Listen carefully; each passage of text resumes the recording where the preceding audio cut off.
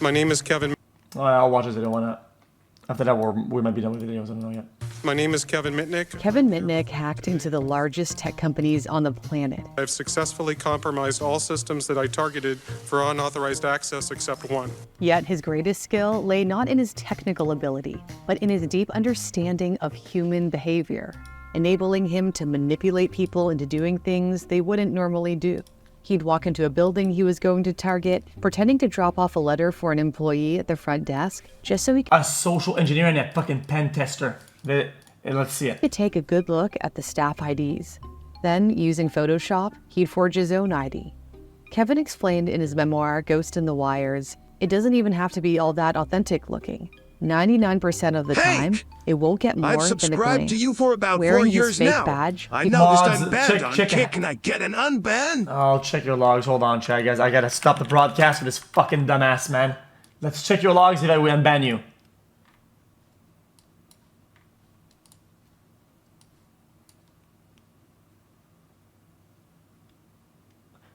Yeah, I might unban it.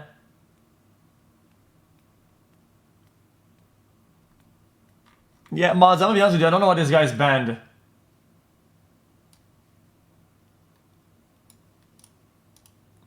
He'd follow employees back from smoke breaks through the back door, which required a security pass for access, exploiting the common courtesy of holding the door open for the person behind you. He then let in his hacking buddy, who'd access the crawl space to get inside the locked office of the company's network engineers. Once inside, he bypassed the computer's existing operating system by installing a bootable version of it, loaded with hacking tools, including malware that enabled him to access keystrokes, steal passwords, even activate the webcam. He eventually finds his way to the heart of the system, the servers responsible for handling customer transactions, and decrypts millions and millions of credit card numbers. I can make purchases all day long using a different credit card each time and never run out of numbers. Yet he never used any of the cards or any no of the information shit. he accessed. Like a kid breaking into an abandoned building, he hacked just for the fun of it. He explained, for us, the thrill lay simply in knowing we had gained the power.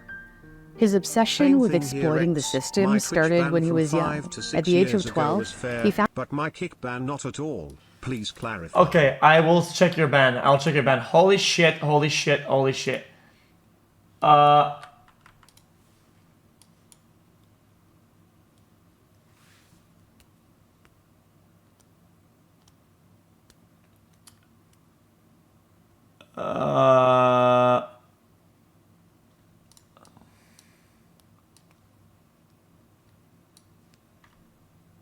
You're not banned apparently.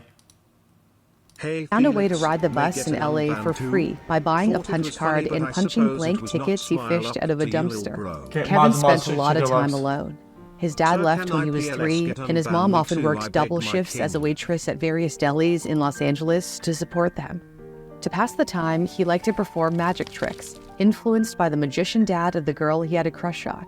He wrote, "The notion that people enjoyed being taken in was a stunning revelation that influenced the course of my life." In high school, he became obsessed with phone phreaking, manipulating telephone networks to make free long-distance calls. He loved using technology to play pranks. He and his friend Louis DePayne would modify an amateur radio to make their voices come out of a McDonald's I drive-thru am speaker literally banned, and say Link. things like, "I'm sorry, we don't serve cops here." But his antics were not always so innocent. When he was 17, he targeted the critical operating system of Pacific Bell, a major telephone provider in California, later known as AT&T. Posing as an employee who wanted to show two friends around one night, the security guard simply said, "Sure, just sign in," without asking for ID. They walked out with piles of manuals on how the system worked. But then one of his buddy's ex-girlfriends snitched, and he spent 3 months in juvenile detention. That didn't deter him. His obsession with hacking overshadowed all else. He neglected Really, high dude? school, passed the GED exam, and later enrolled in a technical school in LA, where he met the woman who would later become his wife. Even when he moved in with Bonnie, he spent virtually every waking hour on his computer. One of his favorite targets was Digital Equipment Corporation, a leading computer vendor. He really wanted the source code, the recipe for how a product works, for DEC's new operating system, VMS, to identify security flaws. He and his friend Lenny DeChico remotely infiltrated DEC to steal the prized source code. But then Lenny betrayed him. When Lenny refused to fork over $150 after losing a bet, Kevin started calling Lenny's employer, pretending to be the IRS, and claiming Lenny was wanted for tax crimes. Lenny was so angry that he told his boss that he and Kevin were hacking into DEC late at night from the office. The FBI got involved, and Lenny started secretly recording his conversations with Kevin. When the feds arrested Kevin, Kevin said Lenny was dancing in a little circle of joy, as if he were celebrating some kind of victory over me. This hack would haunt him. Prosecutor Leon Weidman painted Kevin as a significant threat, claiming he can whistle into a telephone and launch a nuclear missile from NORAD. That might seem ridiculous now, but in the 1980s, there was a lot of fear over how technology worked. Computers and the fledgling internet were not that well understood by the general public. So the judge threw Kevin into solitary confinement, where he spent 8 months. When he was ready for release, Bonnie left him. He suspected she was cheating.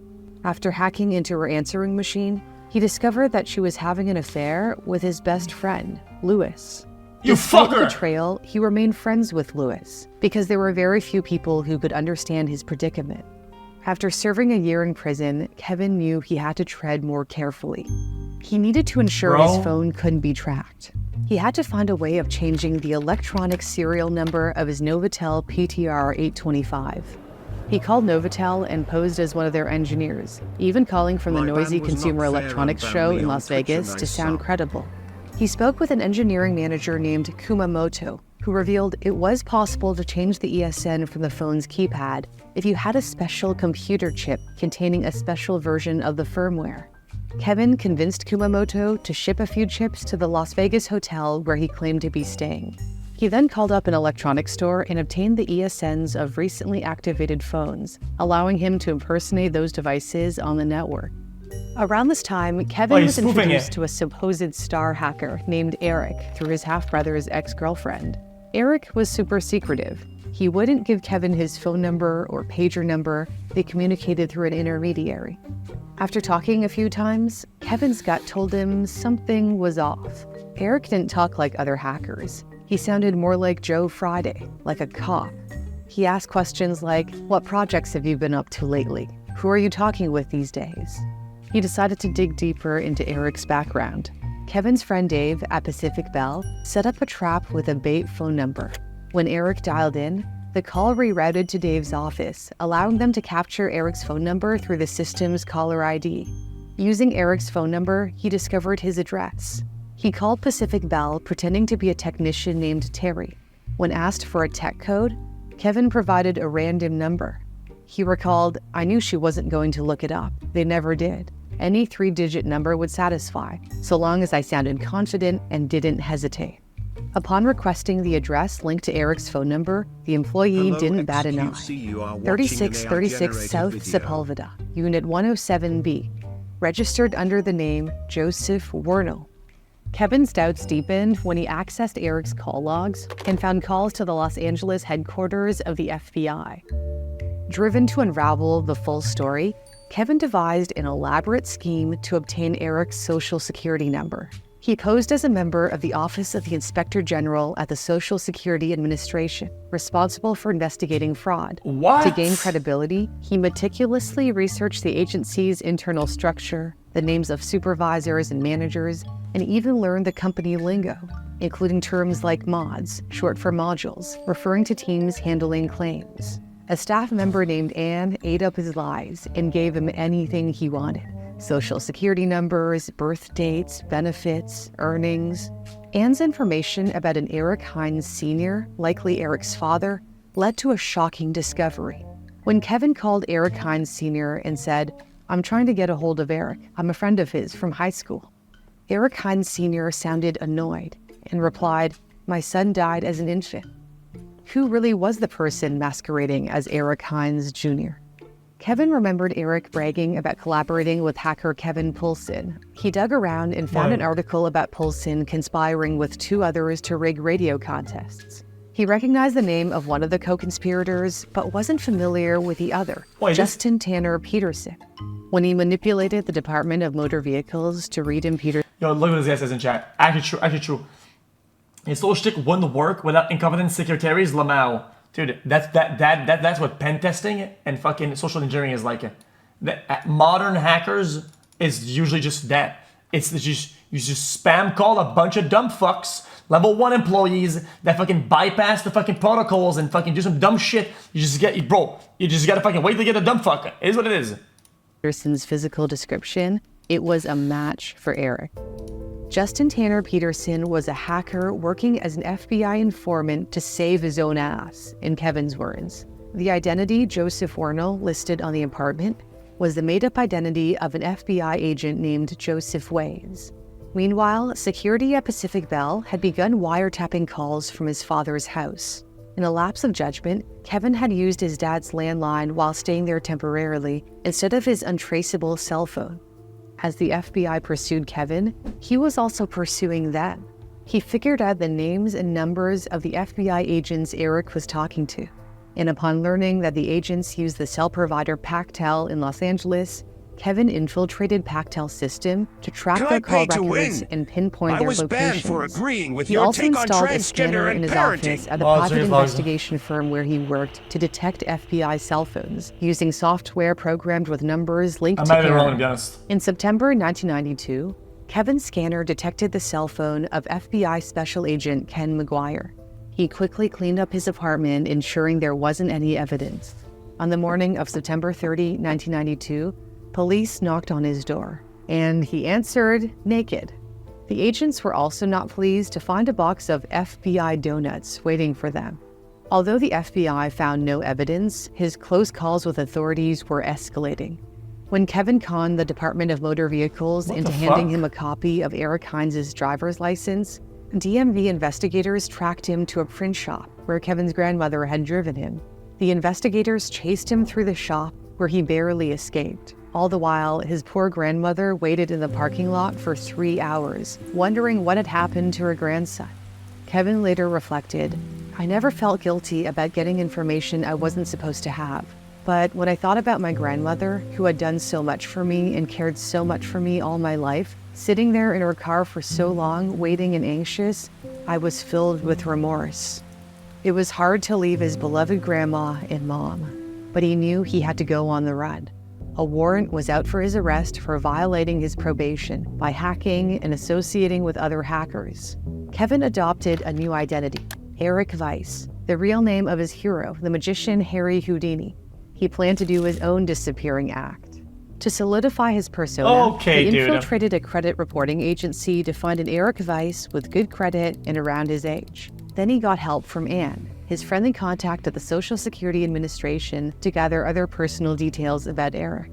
He moved to Denver with his new identity, drawn by the allure of its natural beauty, and got a gig in the IT department of a prominent law firm, where he worked by day and hacked by night.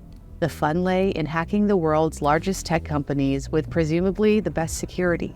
He set his sights on obtaining the source code for one of Motorola's coolest phones, the Micro. I feel like at the time this must be He wanted to much understand easier. how the phone's software worked to try to change the ESN, just as he had How done with is his he rolling everybody? Novotel phone. Posing as Rick from Motorola's research and development team in Illinois, he got Alyssa on the phone, a stand-in for Pam, an assistant to a VP in R&D who was on vacation.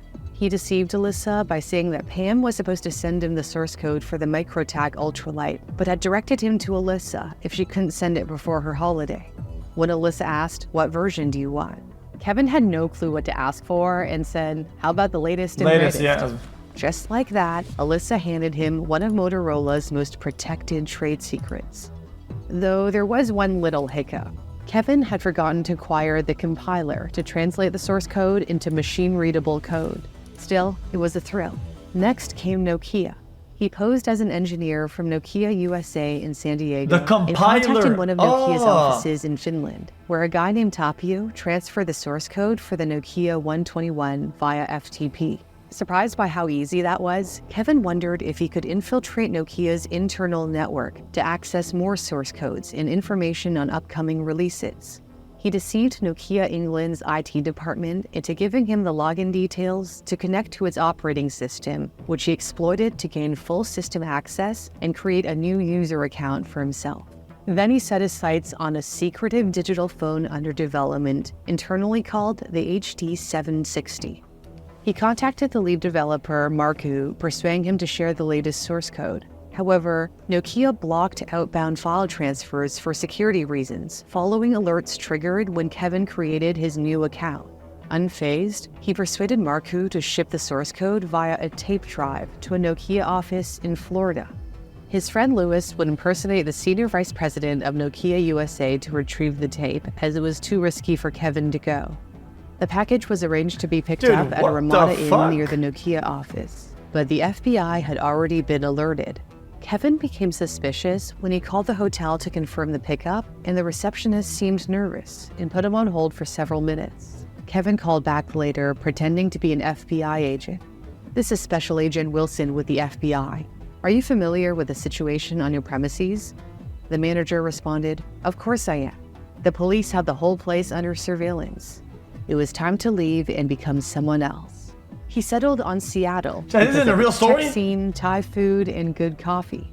He adopted the identity of a baby who died, Brian Merrill, which he obtained by posing as a private investigator at South Dakota's State Registrar for Vital Statistics. He had to be extremely careful about hiding his real identity. The front page of the New York Times labeled him cyberspace's most wanted. Kevin felt journalist John Markoff had wrongly turned him into a supervillain.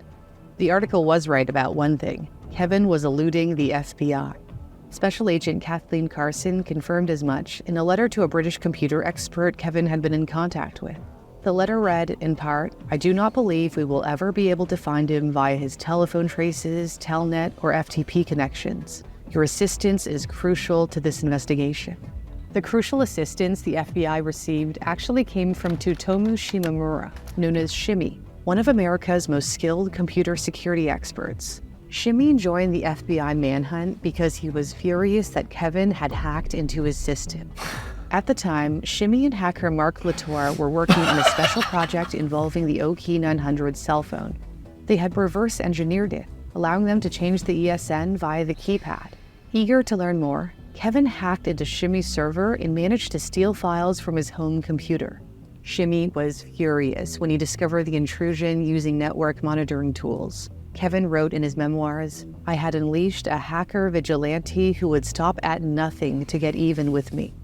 The high of hacking into Shimmy's server was short-lived. Police, armed with a search warrant, entered Kevin's home when he wasn't there and seized his electronics. They were not the FBI, but local cops who were looking into his alias, Brian Merrill.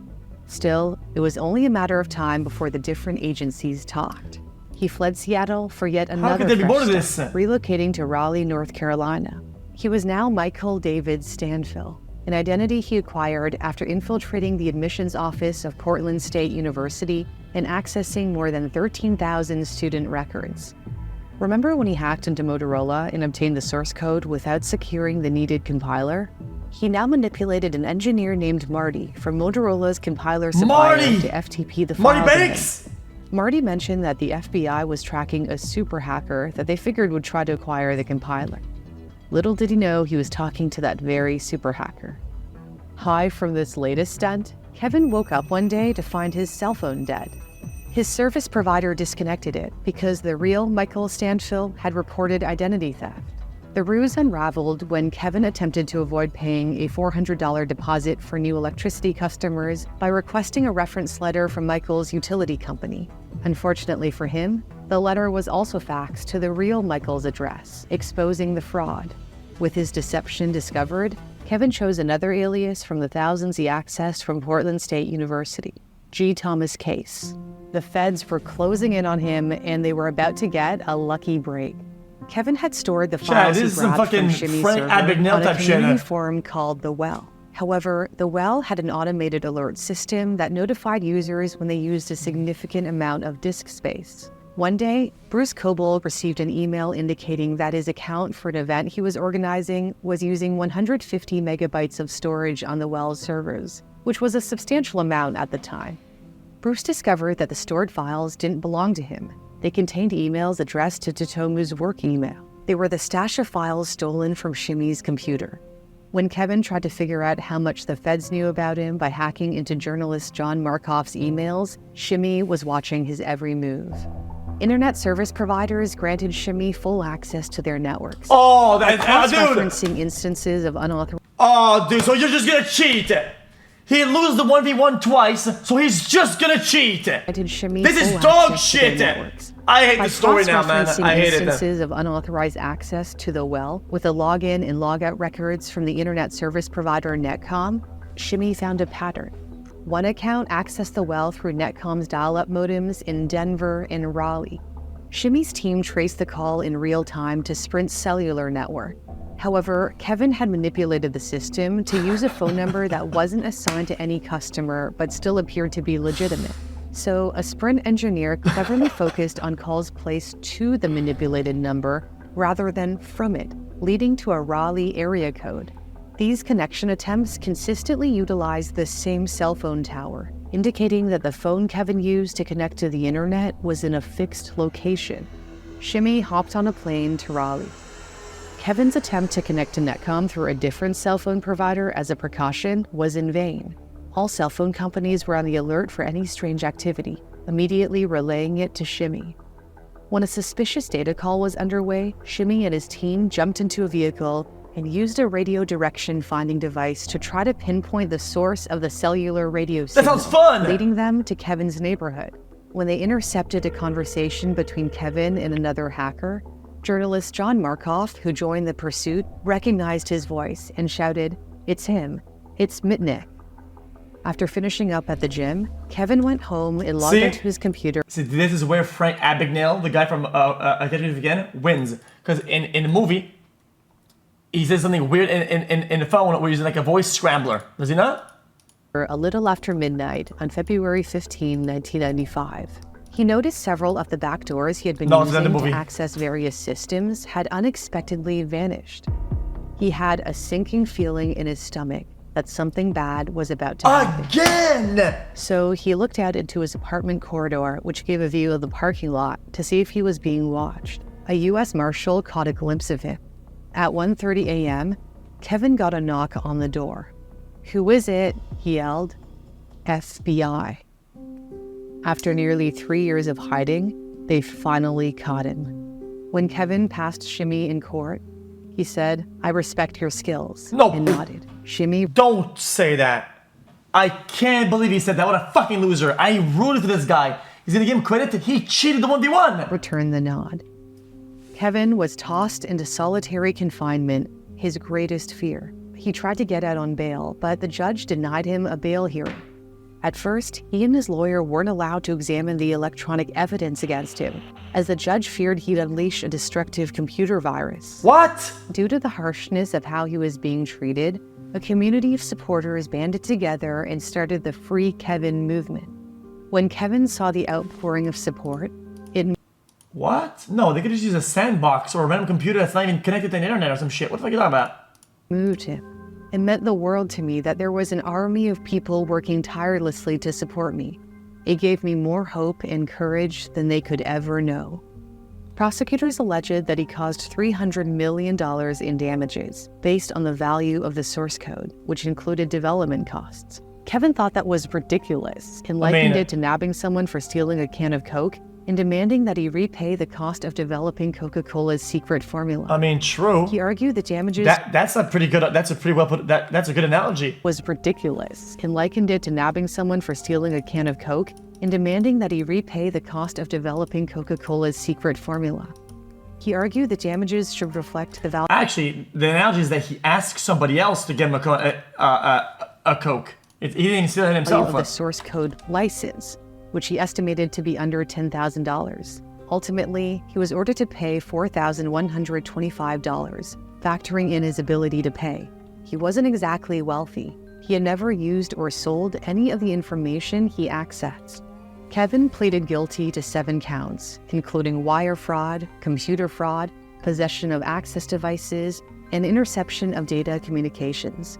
He served 5 years in prison. When he was released on January 21st, 2000, he said, "My case is a case of curiosity." Mr. Mitnick, thank you for being with us here today. After his release, his former adversary They should have hired him on the spot for pen testing. This is chat. You're looking at probably one of the most quote unquote famous, right, pen tester in these early times. And if he pen tested all the companies, I bet he would have found vulnerabilities in every big tech corporate out there. the Think US about that. government invited him to share his insights. The human side of computer security is easily exploited and constantly overlooked. Companies spend millions of dollars on firewalls, encryption, and secure access devices, and it's money wasted because none of these measures address the weakest link in the security chain. The people who use, administer, operate, and account for computer systems that contain protected information. Kevin became hugely sought Human after. error. Now, Kevin Mitnick is the world's most famous hacker. Kevin Mitnick is a security consultant and CEO of Mitnick Security. He used his hacking skills ethically by advising companies on strengthening their security and also shared helpful everyday advice. 0000000. And voila, stay safe. Don't trust the safes. Kevin had created a new life for himself and found love again, marrying Kimberly, whom he met at a cybersecurity conference in Singapore. But his happiness would be cut short. When he hacked into In her system 2022, and found all. Kevin received the devastating news that he had pancreatic cancer, which he battled for 14 months. On July 16, 2023, Kevin Mitnick died peacefully. He was 59 years old. At the time of his passing, his wife was pregnant. Kimberly later expressed, "Our son will know you, and I am convinced he will be a mini you." Kevin Mitnick went from being the world's most wanted hacker to the world's most wanted security expert. His insights have changed one how is the same. companies and individuals protect their most sensitive data. As Kevin reflected on his remarkable journey, he said it was just like magic. While Kevin never used any of the information he accessed, the reality is not everyone out there would do the same. Yeah, In 2023, Americans lost $10 billion to fraud. I mean, true. I mean, bro, just look at the guy who got the fucking leaks for GTA 6. Bro did the whole thing and risked his entire life to put a fucking buy Bitcoin on screen. Fucking loser. What With a imposter fucking dumb scams fucker. topping the list according to the FTC. And if you've ever Googled your name or email, as I have, you'll be shocked to see just how much information is out there about you. And unfortunately, data brokers sell your information to scammers, Guys, spam, it's a hashtag ad. and a VPN, all with